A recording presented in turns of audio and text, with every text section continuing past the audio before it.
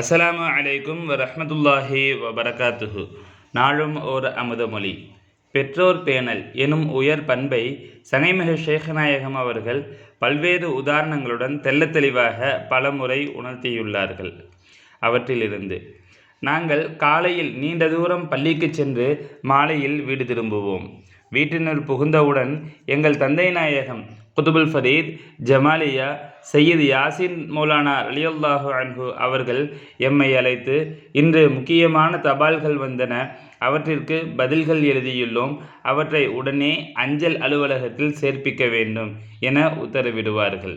உடனே அவற்றை எடுத்துக்கொண்டு சுமார் 3 கிலோமீட்டர் தொலைவில் உள்ள அஞ்சல் அலுவலகத்தில் சேர்ப்பித்துவிட்டு திரும்பி நடந்தே வருவோம். பின்னர் சிறிது நேரத்தில் அரபு பாடங்களை எம் தந்தை நாயகம் ரலியல்லாஹு அன்ஹு அவர்களிடம் கற்கத் தொடங்கிவிடுவோம். பாடம் பயிலும்போது எங்கள் தந்தை நாயகம் ரலியல்லாஹு அன்ஹு அவர்கள் கட்டிலில் அமர்ந்திருப்பார்கள். நாங்கள் கீழே அமர்ந்திருந்து கிதாபுகளை கட்டிலில் வைத்து பாடங்களை பயில்வோம். எங்கள் வாழ்நாளில் ஒரு முறை கூட எம் தந்தை நாயகம் அவர்களுடன் சரிசமமாக அமர்ந்ததில்லை.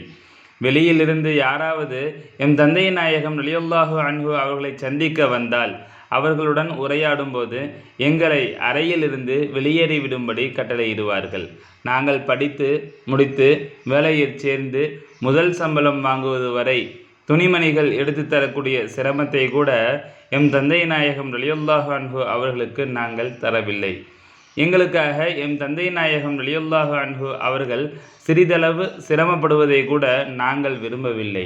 என் தந்தை நாயகம் ரலியல்லாஹு அன்ஹு அவர்கள் எங்களுடன் ஊரில் இருக்கும்போது மிகுந்த கண்டிப்பாக இருப்பதால் அவர்களிடம் மிகவும் அச்சமாக இருப்போம்.